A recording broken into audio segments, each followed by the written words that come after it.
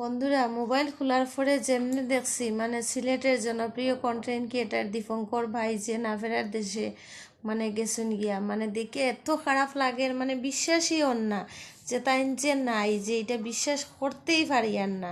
আর আমার যে এইভাবে মাথার বেদনায় ধরছে আর এত মাথার বেদনা করে, মানে মনের আমি জুড়ে জুড়ে খানতাম, মানে মনের আমার নিজের খেউ মনে মারা গেছে, এইভাবে মনের খানতাম।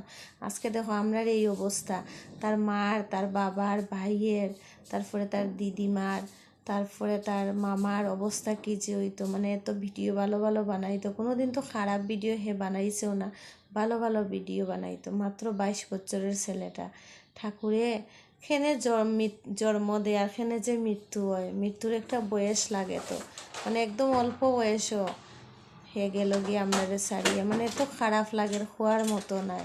তার মার অবস্থাটা কি যে ওর, দেবতার আত্মার